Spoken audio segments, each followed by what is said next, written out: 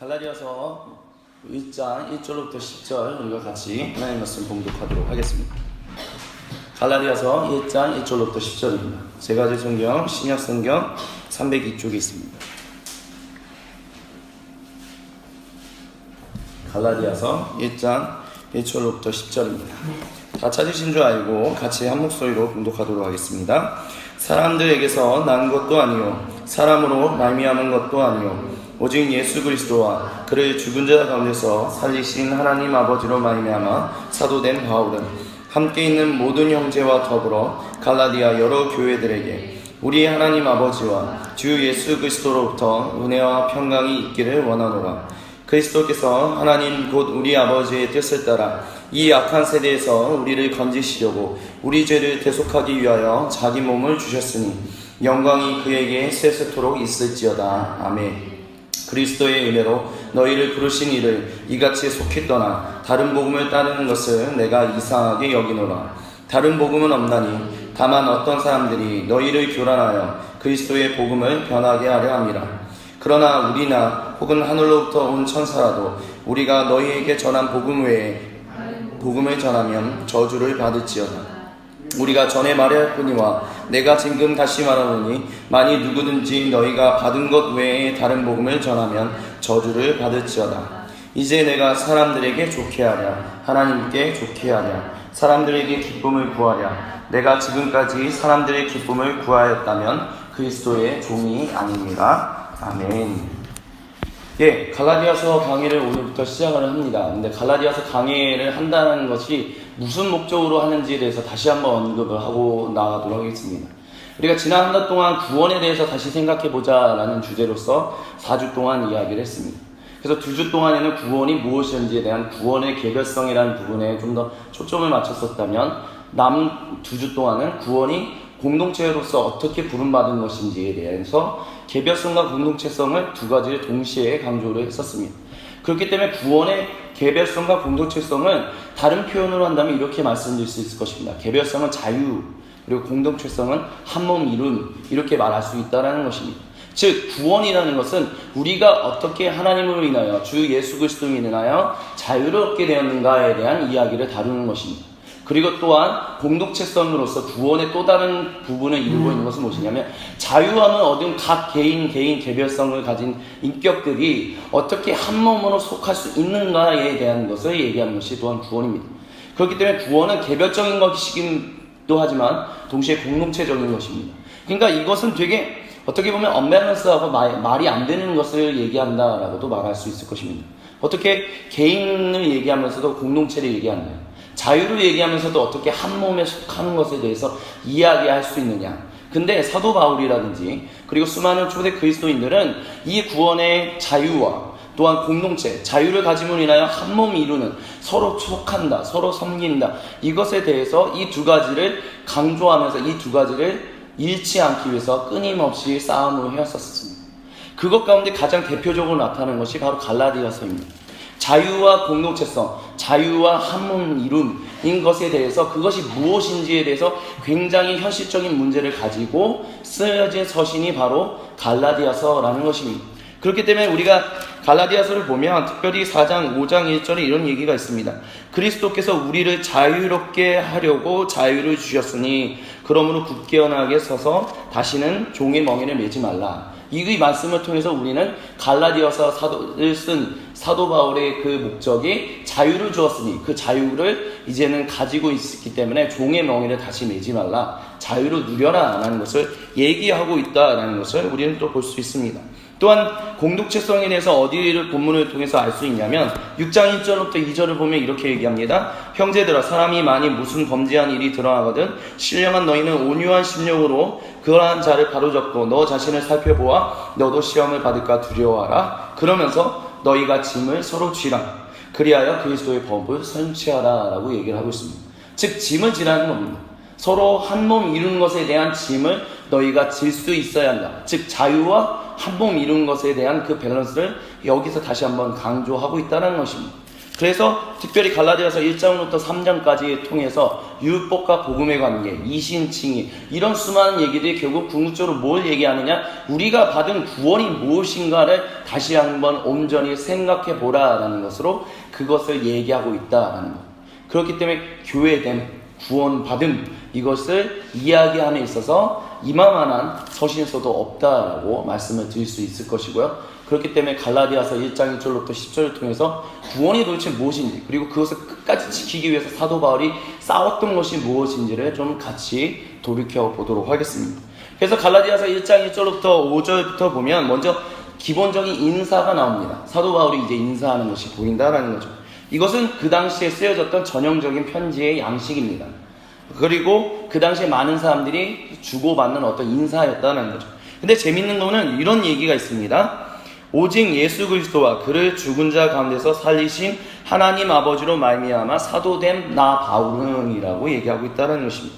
그래서 함께 있는 모든 형제들과 더불어 갈라디아 여러 교회들에게 라고 하면서 우리 하나님 아버지와 주 예수 그리스도로부터 은혜와 평강이 있기를 원한다 라고 얘기하고 있다는 것입니다.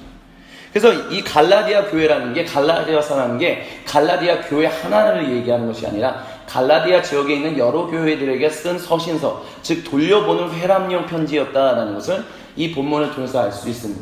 그러면 도대체 갈라디아가 어느 지역이었냐라고 했을 때 지금의 터키 중남부라고 얘기할 수 있을 거예요.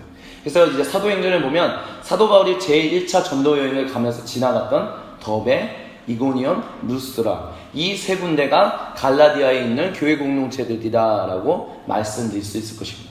근데 재밌는 건 뭐냐면 3절에 은혜와 평강이 아버지 하나님으로부터 그리고 주 예수 그리스도로부터 있기를 원한다라고 얘기한다는 것입니다. 그냥 이거를 그냥 들었을 때는 뭐 그게 뭐 크게 무슨 의미가 있겠어라고 하지만 굉장히 그 당시 시대에서는 이게 재밌는 얘기였다라고 말씀드릴 수 있을 거예요. 왜냐하면 일단 사도 바울은 하나님을 섬기는 사람이었고 유대인의 배경을 가지고 있는 사람입니다. 즉 유대인이었다는 거죠.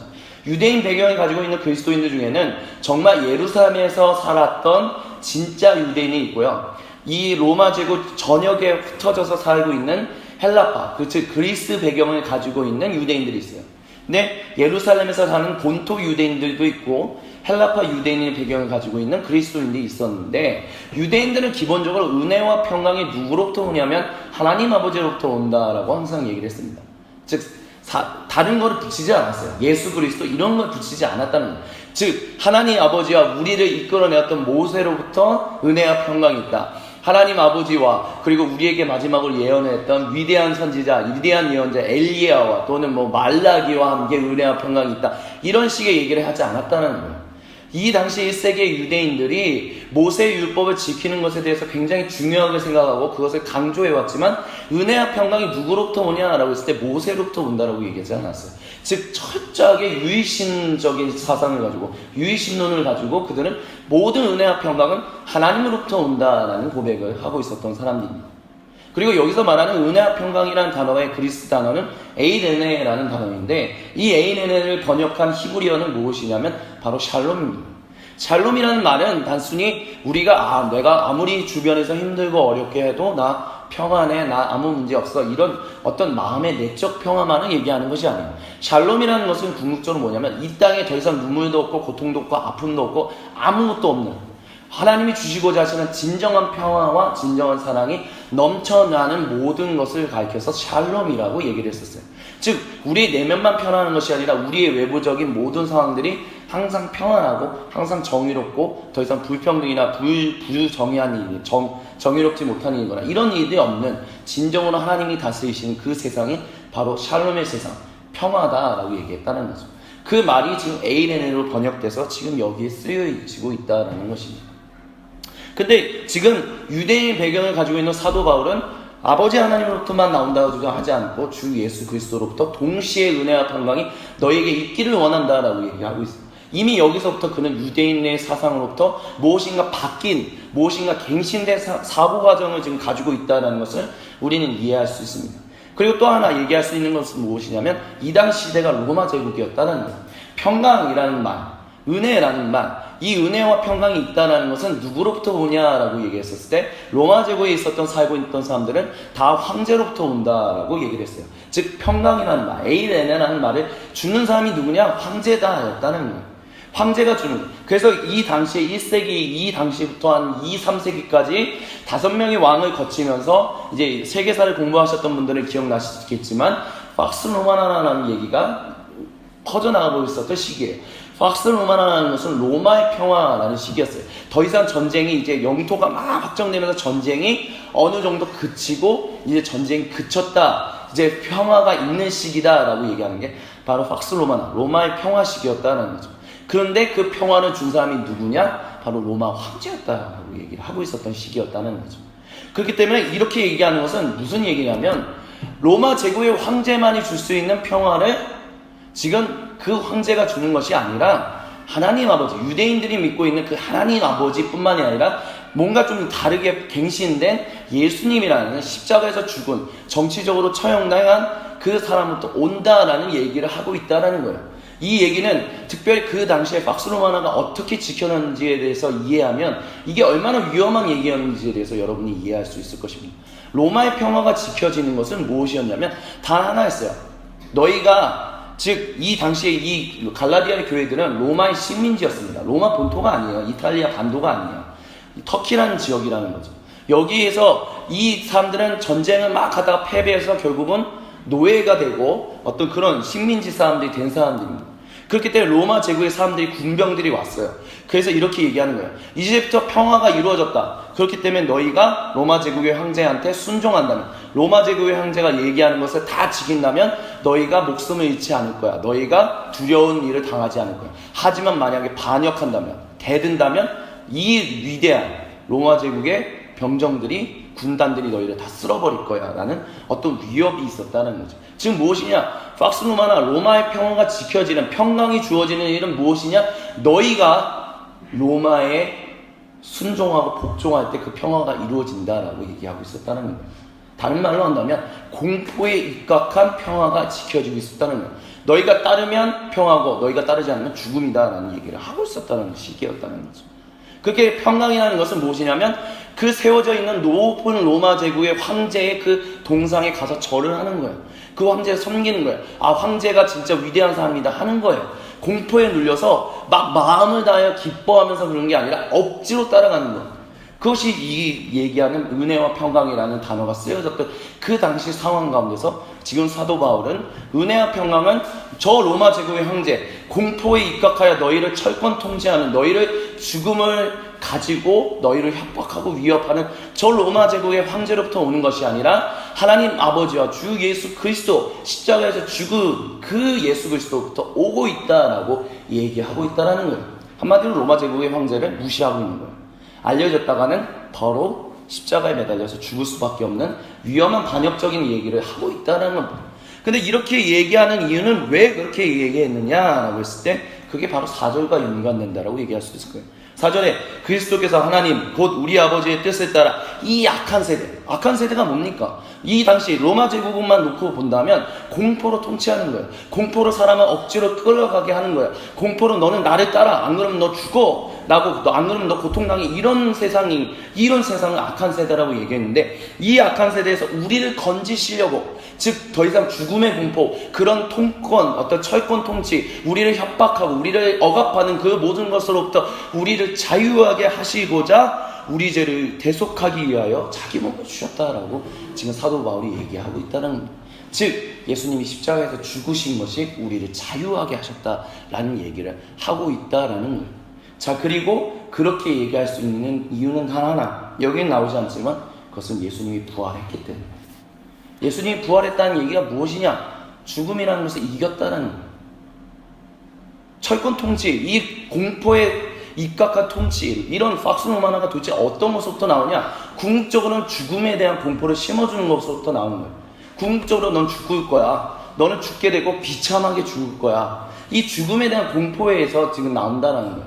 근데 지금 이 사도 바울이나 초대 그리스도인들은 그렇지 않다. 너희가 아무리 죽음의 바탕을 두고 너희가 나를 협박하고 너희가 나를 억지로 끌어내려고 하고 나를 억압하려고 해도 그것은 더 이상 나를 억압할 수 없어. 나는 이제 그런 것부터 자유해 라고 얘기할 수 있었던 이유는 다 하나, 예수님이 부활하셨기 때문이다 라고 사도 바울이 고백했다라는 거예요. 초대 그리스도. 그럼 도대체 부활이 뭐길래? 부활이 뭐길래? 그 부활의 의미는 무엇이냐면 하나님이 너희를 다시 살리시기 위하여 이 땅에 오셨다라는 것을 표현하는 것이었다라는 것을 이해할 수 있었으면 좋겠습니다. 시간이 많지 않기 때문에 여러분에게 드렸던 그 글들을 좀 더 읽어보실 수 있었으면 좋겠어요. 저는 이제 여기서 짤막하게 얘기는 하지만 여러분이 그 내용이 도대체 1세기 유대인들이 가지고 있었던 부활의 사상이 무엇이었는지를 여러분이 조금 더 그 글을 읽어본다면 좀 더 분명하게 알 수 있을 것입니다. 그렇기 때문에 제가 여러분에게 드렸던 그것을 좀 읽어보시고 또한 말씀을 같이 듣는다면 이해하는 부분에 있어서 더 많은 것들을 도움을 얻으실 수 있을 거라고 생각합니다. 근데 짤막하게 얘기해서 부활은 뭐냐면 죽음은 이제 더 이상 우리 지배하지 못한다는 거예요. 공포는 더 이상 우리를 지배하지 못한다는 거예요. 죽음, 우리 인생의 궁극적 죽음, 허무한 것으로 끝나지 않는다는 것을 얘기한다는 거예요. 하나님이 회복하신다는 거죠. 그리고 죽음 이후의 세상이 있어서 하나님이 우리와 더불어서 항상 영원토록 살아갈 것이다. 그 더 이상 공포도, 더 이상 고통도, 더 이상 두려움도, 더 이상 아픔도, 그런 모든 것으로부터 이제 그것은 없을 것이고 오직 하나님만이 우리에게 주시는 자유와 평화와 정의와 모든 것이 있는 그 세상 가운데서 살아갈 것이다. 그것이 예수님의 부활을 통해서 너희가 이렇게 부활의 존재가 될 것이다 라는 얘기를 하나님이 하셨다는 것입니다. 그 부활 하나 때문에 수많은 사람들이 하나님께로 돌아왔다는 거예요. 이 당시 사람들이. 그래서 그렇기 때문에 이들이 이렇게 고백했습니다. 영광이 그에게 세세토록 있을지어다. 아멘. 이 얘기는 사도 바울 개인의 고백이 아니에요. 왜냐하면 영광이 그에게 세세토록 있을지어다. 아멘이라는 것은 공동의 고백이고 예배 때 사용하는 언어입니다. 즉 이 얘기는 무엇이냐면 사도 바울은 자기가 서신서를 쓰면서 자기가 하고 싶은 얘기를 쓰는 것이 아니라 초대교회의 많은 그리스도인들이 하는 고백을 그대로 가지고 와서 얘기를 해요. 즉 예배 때 고백했던 모든 영광, 우리를 건져주시고 우리를 구원해주시고 죽음에 대한 모든 공포로부터 우리를 자유하게 하신, 참된 자유를 주신 그 하나님께, 그 예수님께 모든 영광이 세세 대에서 대를 이어서 영원토록 있을지어다. 아멘이라고 화답하고 있었다는 것입니다. 이것이 바로 그리스도인들이 가지고 있는 모습이에요. 그리스도인이라면 어떤 사람들이냐? 나를 자유하게 하시고 나를 죽음에 대한 모든 것을, 모든 억압하고 모든 것 나를 억누르고 나를 협박하는 모든 것이 더 이상 나한테 아무런 영향을 주지 못한다. 나를 더 이상 짓누르지 못한다. 나는 자유한 존재다. 왜냐? 예수님이 나를 위하여 부활하셨고 나를 위하여 죽으셨기 때문에 나도 또한, 예수님 믿는 나도 또한 예수님을 인하여 부활할 것이라는 것을 믿음을 고백하기 때문에 이렇게 고백할 수 있다는 것입니다. 이것이 우리의 모두의 고백이다라고 사도 바울은 얘기하고 있다는 겁니다. 그러면서 이것을 우리 상황 가운데 적용한다면 우리의 공동체는 과연 이 고백을 하나님께 온전히 드리고 있는가? 우리 모두가 다 한모함으로 이와 같은 고백을 드릴 수 있는가? 지금 드리고 있는가를 항상 고민해 볼 수 있으면 좋지 않을까라는 생각을 가지게 됩니다. 정말 나를 구원하시, 진짜 이와 같은 구원의 감격이 있는지. 즉 나를, 직장에 가면 그런 일들 많이 당하잖아요. 학교에 가면 그런 일들 많이 당하잖아요. 막 나를 억지로 나를 지배하려고 하고 억지로 나를 끌어가려고 하고 어떤 협박하고 뭐 이런 것들을 통해서 너 그거 안 하면 너 직장에서 못 잘려, 너 더 어려운 일 당한, 어떤 이 세상을 돌아가고 있는 그런 원리들, 하나님과 관계없이 돌아가는 이 세상의 내적 원리들은 항상 공포에 기반을 두고 있어요. 허무한 것에 기반을 두고 있어요. 너 내 말 안 따르면 너 손해볼 거야. 너 내 말 따르면 좋은 거라도, 이런 걸로 돌아가고 있다는 거예요. 근데 그와 같은 것들이 이제는 더 이상 우리를 지배하지 못한다는 것을 얘기하고 있는 것이 바로 오늘 읽었던 1장 1절부터 5절의 이야기라는 것을 우리가 기억할 수 있었으면 좋겠습니다. 자유라는 것은 무엇이냐? 더 이상 나를 억압하는 것이 없다. 더 이상 나를 협박하는 것이 없다. 더 이상 나를 짓누르는 것은 없다. 왜냐? 하나님이 나를 자유하게 하셨기 때문에. 그 모든 공포로부터 나를 자유하게 하셨기 때문에. 그렇기 때문에 나는 하나님 앞에서 하나님이 주시는 양심을 가지고 자유하게 살 수 있다.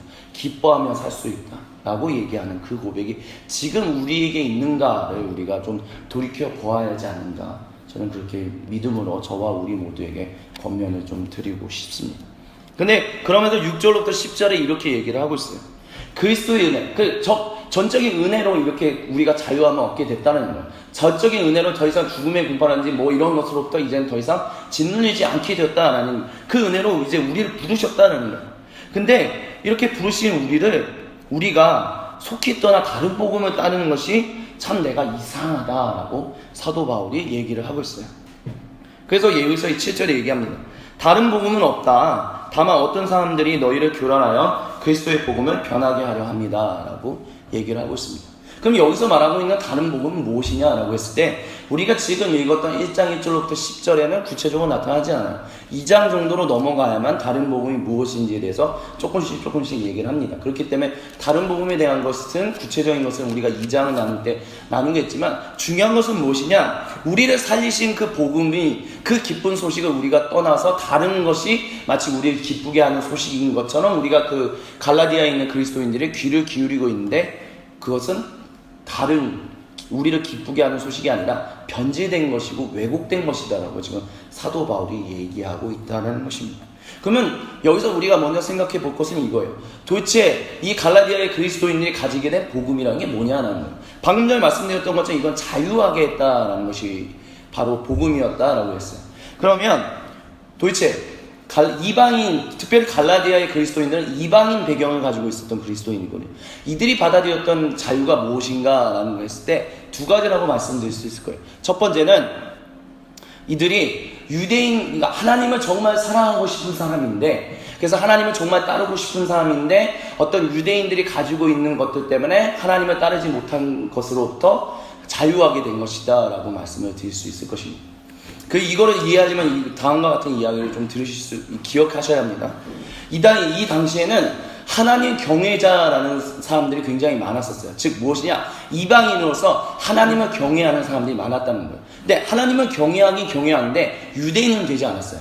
그러니까 그 당시에 바벨론 포로로 끌려가고 난 다음에 다시 돌아오고 난 다음에 전 로마 제국의 지역 가운데 유대인들이 흩어지면서 세워진 것이 무엇이었냐면 회당이 세워졌었거든요. 즉 하나님을 진실로 사랑하고 섬기는 것이 무엇인지 율법에 대해서 배우는 말씀을 가르쳐 주시는 어떤 이런 예배 처소 같은 곳이 있었는데 그것들을 가르쳐서 회당이라고 했었어요.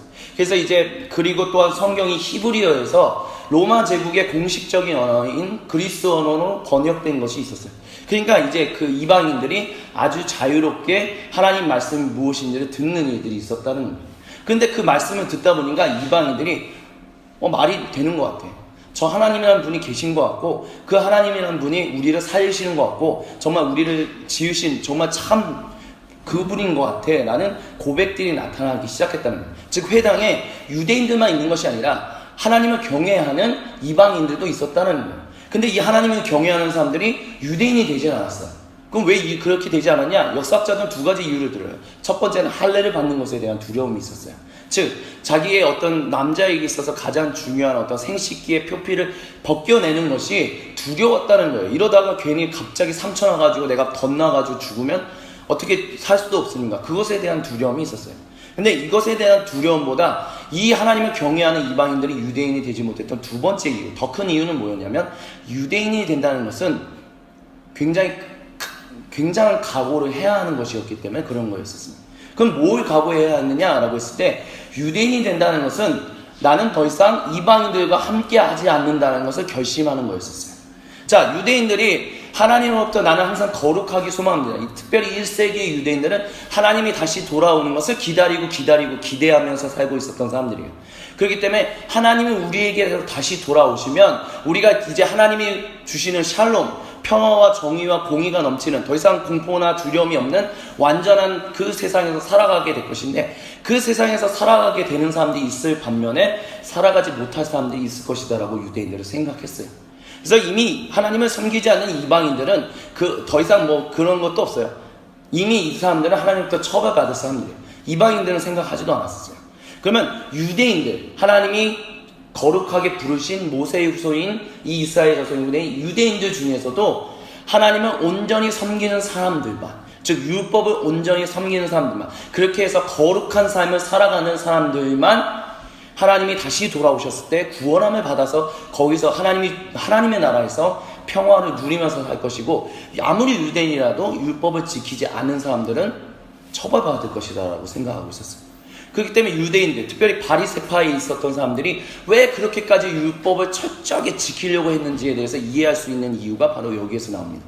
왜냐? 내가 하나님 앞에서 거룩해야만 하나님이 다시 돌아오셨을 때 내가 하나님의 나라에서 살 수 있기 때문에.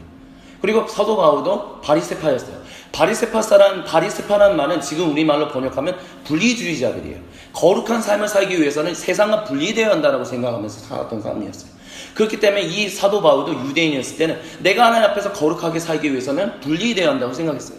그렇기 때문에 율법을 열심히 지키면서 살았어요. 근데 이 율법을 지키면서 살아야 하기 때문에 이방인들은 개로 여겨야 했었어요. 즉 사람도 아니라는 거예요. 내가 가까이 해서도 안 되고 같이 밥도 먹어도 안 되고 친구도 돼도 안 되고 아무 더 이상 얼굴도 보지 않아야 할 사람들로 여기고 있었다는 거예요. 즉 이 이야기를 통해서 알 수 있는 것은 무엇이냐면 이방인 배경을 가지고 있는 하나님 경외자들이 유대인이 된다는 것은 유대인처럼 행동해야 한다는 거예요. 이들이 이방인으로서 이방인 가족들, 내 사랑하는 가족, 부모, 친지, 친척, 이웃들을 유대인처럼 다 개로 여기는 일을 해야만 한다는 거예요. 그렇기 때문에 내 가족을 다 버릴 수 있는 용기만 그걸 가진 사람들만 유대인으로 될 수 있었어요. 그렇기 때문에 하나님을 경외하고 하나님을 사랑하고 싶은데 자기 가족을 버리고 이런 것들에 대해서 막혀서 이 유대인이 되지 않은 수많은 하나님 경외하는 사람들이 있었다는 거예요. 근데 예수님이 오셔서 복음을 전하시고 베드로가 복음을 전하고 바울이 만났던 복음을 듣는데 이 이방인으로서 하나님을 경외하는 사람들이 무슨 생각을 했냐면 나 할례 받지 않아도 되겠네. 나 가족이랑 멀어지지 않아도 되겠네. 내가 이제 하나님을 섬겨도 내가 저 유대인들처럼 내 이웃을 미워하고 내 가족을 개처럼 여기고 그러지 않아도 되겠네. 이제는 내 모든 것을 내가 가족과 계속 관계를 맺고 있어도 내가 하나님을 사랑할 수 있고 하나님의 사랑받는 자녀라고 얘기할 수 있겠나라는 자유가 주어졌다는 거예요. 내 가족과 흩어지지 않아도 누군가를 미워하지 않아도 누군가에 대해서 내가 거리감을 두지 않아도 이제 내가 하나님의 자녀가 되었다.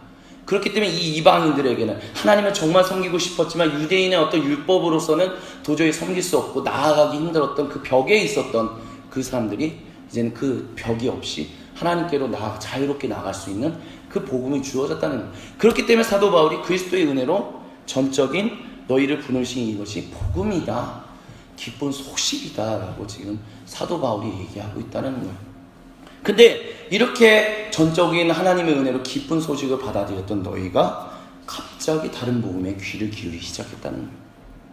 그리고 이것을 통해서 우리가 미루어 짐작할 수 있는 것은 무엇이냐면 다른 복음, 물론 다른 복음은 없다, 이건 왜곡된 거고 변질된 것이다 라고 얘기하지만 사도 바울이 표현한 이 다른 복음은 무엇이냐? 너희를 자유하게 나오는, 너희를 어떤 그런 걸림돌, 벽, 차별 이런 모든 것으로부터 무너지고 자유롭게 하나님께로 나올 수 있었던 그것 외에 그것을 버려버리고 다시 한번 너희 가운데 벽을 세우는, 너희 가운데 차별을 세우는, 너희 가운데 어떤 구별을 세우고 어떤 사람들을 멀리하게끔 하는 어떤 그런 이야기 가운데 너희가 다시 귀를 기울이고 있다라고 지금 사도 바울이 얘기하고 있다라고 우리는 미루어 짐작할 수 있다는 것입니다. 근데 8절에 이렇게 얘기를 해요. 그러나 우리나 혹은 하늘로부터 온 천사라도 우리가 너희에게 전한 복음 외에 다른 복음을 전하면 저주를 받을 것이다 라고 얘기를 하고 있어요. 근데 여기서 우리가 참 재밌는 표현을 하나 볼 수 있어요. 우리나라는 표현을 하고 있다는 거예요. 우리나 누구냐? 이 서신서를 쓰고 있는 사도 바울이나 사도 바울과 함께하고 있는 사람들이라 할지라도, 즉 너희에게 다른 복음에 빠지면 안 돼, 너희가 다른 복음에 빠지면 저주를 받을 것이야 라고 얘기하고 있는 나 사도 바울도 혹시 내가 하나님으로부터 받은 그 복음 외에 다른 복음을 전하면 나도 저주를 받는다 라고 얘기합니다. 여기서 지금 이 사도 바울이 증명하고 있는 건 다 하나예요. 내가 말하는 것이 복음이기 때문에 너희는 내 얘기를 들어야 해 라고 사도 바울이 얘기하지 않고 있다는 거예요. 내가 너희에게 전한 것이 진정한 복음이기 때문에 너희는 내 입에서 나온 것만 들어야 해 라고 사도 바울이 얘기하지 않고 있다는 거예요. 내가 전하고 있는 것이 하나님이 나에게 예수 그리스도를 통해서 주신 복음이기 때문에 너희는 이 얘기를 들어야 하고 다른 얘기에 귀를 기울이지 않아야 한다라고 지금 사도 바울은 얘기하고 있다는 것입니다. 즉 무엇이냐? 사도 바울은 지금 겸손을 보여주고 있다는 거예요. 나도 만약에 예수 그리스도로부터 온 복음 외에 내가 다른 얘기를 하게 된다면 나도 너희가 저주받을 것이다 라고 얘기하고 있는 나도 하나님으로부터 저주를 받을 것이다 라고 지금 얘기하고 있다는 거예요. 그럼 도대체 여기서 말하는 저주가 뭐냐? 무슨 돈 다 잃고 우리 무슨 패가 망신하는 게 저주냐? 근데 우리가 우리 상황을 좀 돌이켜봐서 생각해 봤으면 좋겠습니다. 우리 지금 하나님 믿지 않고 악한 일을 행하는 사람들 중에 떵떵거리면서 잘 사는 사람들도 얼마나 많아요. 그럼 그런 사람들은 저주를 받지 않고 지금 복 받고 있는 건가? 그렇게 보면 저주라는 것이 좀 뭔가 더 make sense 하지 않게 돼요. 말이 좀 안 되는 것 같아요. 그러면 이 본문을 통해서 하나님 지금 사도 바울이 얘기하고 있는 저주는 무엇이냐?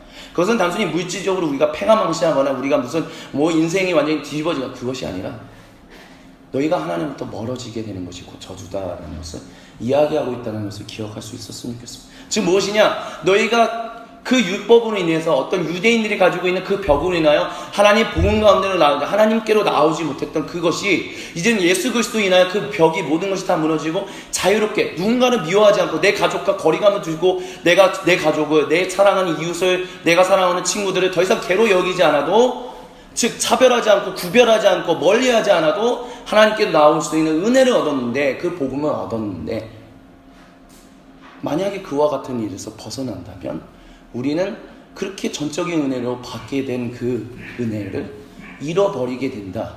그것이 바로 저주다라고 지금 사도 바울이 얘기하고 있다는 것입니다. 그래서 9절에 다시 이렇게 얘기해요. 우리가 전에 말하였거니와 그러니까 이걸 통해서 알 수 있는 것은 이 얘기가 계속해서 반복되어 왔었다는 것을 우리가 볼 수 있어요. 내가 지금 다시 말한다. 뭐라고 얘기하냐? 만일 누구든지 너희가 받은 것 외에 다른 복음을 전하면 저주를 받을 것이다. 하나님으로부터 멀어지게 될 것이다 라고 얘기했다는 거예요. 이걸 통해서 알 수 있는 것은 갈라디아의 그리스도인들이 지금 현혹돼서 빠지게 되었던 이 다른 복음이라는 것이 그들 스스로 만든 것이 아니라 누군가가 그것을 얘기한 교회 공동체의 누군가가 얘기한 그런 것이다 라고 얘기하고 있다는 것을 우리는 좀 미루어 짐작할 수 있을 것입니다. 그러면서 10절에 이렇게 얘기해요. 이제 내가 즉 사도 바울이 사람들에게 좋게 하랴 하나님께 좋게 하랴 사람들에게 기쁨을 구하랴 내가 지금까지 사람들의 기쁨을 구하였다면 그리스도의 종이 아니었다라고 사도 바울은 얘기하고 있습니다. 마지막으로 이것만 얘기하고 좀 말씀을 마무리 지으려고 해요. 사도 바울은 사실 지금 우리가 이 본문에 구체적으로 나오지 않지만 이 다른 복음이다라고 얘기하는 것은 무엇이냐면 다시 유대인의 율법 즉 예수님을 믿고 나서도 할례를 받아야 하고 음식법을 따라야 한다 뭐 이런 얘기들을 하는 것이 바로 다른 복음이었었어요. 즉 그런 것들을 통해서 해야 하는데 이것은 사실 사도 바울에게 있어서는 좋은 거였었어요. 여러분 사도 바울은 유대인이었고 바리새파였습니다. 바리새파가 누구였죠? 할례를 중요하게 여기고 음식법을 따르는 사람들이었습니다. 그렇기 때문에 이것이 만약에 그리스도인들에게 좋은 것이었다면 사도 바울은 굳이 이것을 막 뜯어 말릴 이유가 없었어요. 왜냐? 그게 제일 중요하다고 평생을 생각하면서 예수님 믿기 전까지 한 30몇 년은 그게 제일 중요하다고 생각하면서 살아왔던 사람이었어요. 할례를 하고 음식법을 지키고 나만 지키는 것이 아니라 모든 유대인들이라면 그것을 다 지켜야 한다. 그게 거룩한 삶이다 라고 생각하면서 살았던 사람이었어요. 그렇기 때문에 예수님의 전적인 보혈로 구원을 받은 사람들이 할례를 지키고 음식법을 지키는 것이 중요하다고 생각했다면 사도 바울은 굳이 뜯어서 말리고 뭐 저주받을 거야 이런 얘기를 하지도 않았을 것입니다.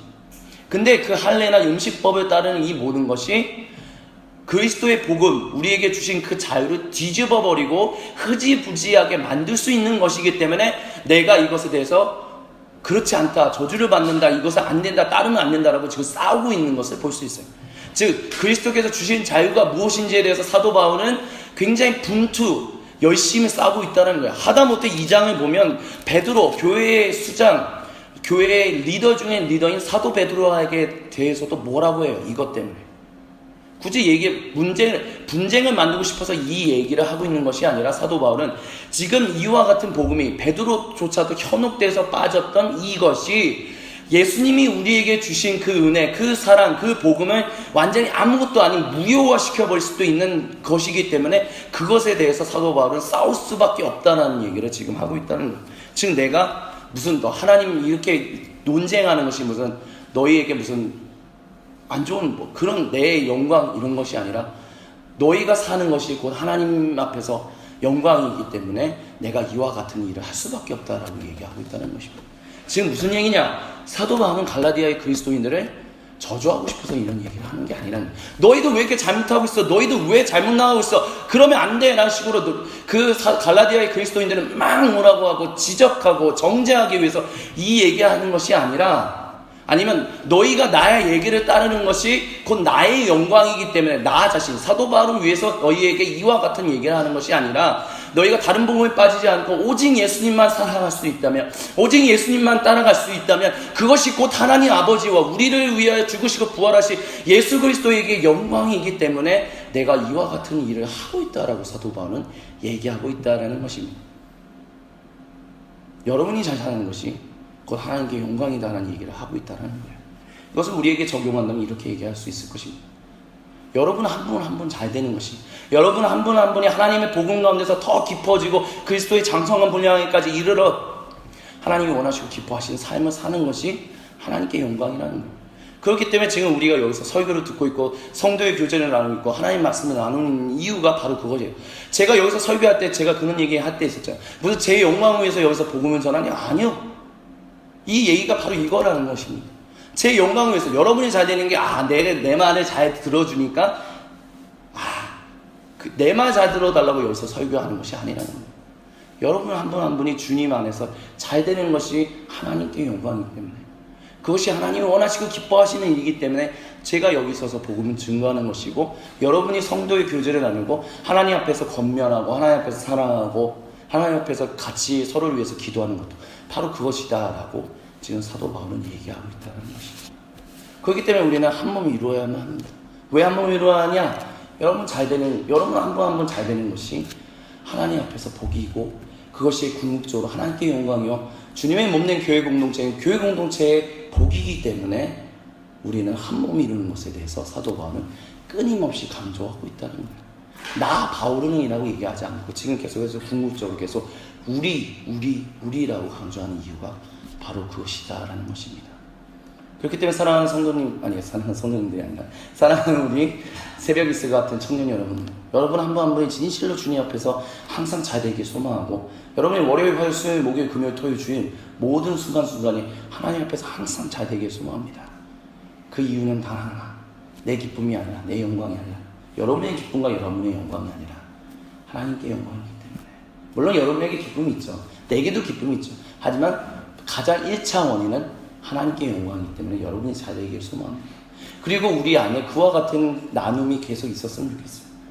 내 이웃, 내 형제, 내 오빠, 동생, 형, 누나, 누가 잘 되는 것이 하나님께 영광이기 때문에 서로가 하나 되는 것에 대해서 더 기뻐하고 더 기도해주고 더 권면해주고 더 사랑하는 이들이 우리 안에 있기를, 그걸 위하여 예수님께서 우리를 위하여 죽으셨고 부활하셨다는 사실을 우리가 잊지 않고 살아갈 수 있게 되기를 나사의 그리스도 예수님의 이름으로 간절히 축원합니다. 같이 기도하시겠습니다. 사랑의 하나님 아버지 감사합니다. 하나님, 갈라디아서 1장 1절과 1절부터 10절을 통해서 하나님이 우리에게 주신 복음이 무엇인지에 대해서 우리가 같이 생각해보는 시간을 가졌습니다. 하나님, 앞으로 갈라디아서 3장까지 나누는 시간 동안에 하나님이 아들 예수 그리스도를 통해서 우리에게 주신 자유와 그것으로 인하여 한 몸 이루라고 했던 그 이야기, 이 두 가지가 무엇인지, 구원의 개별성과 공동체성을 위하여 그 두 가지를 지키기 위하여 사도 바울이 그렇게까지 싸웠던 이유가 무엇인지에 대해서 우리가 알고 깨달아 우리도 그 구원의 감격 가운데서 서로를 위해서 자유를 누리며 또한 그 자유를 위하여 또한 한 몸 이루는 것에 최선을 다하며 살아갈 수 있는 우리 모두가 될 수 있도록 주여 이 시간을 통하여 우리에게 말씀하여 주시고 우리를 변화, 성장, 성숙하게 하여 주옵소서. 우리 주 예수님의 이름으로 감사드리며 간절히 기도드립니다.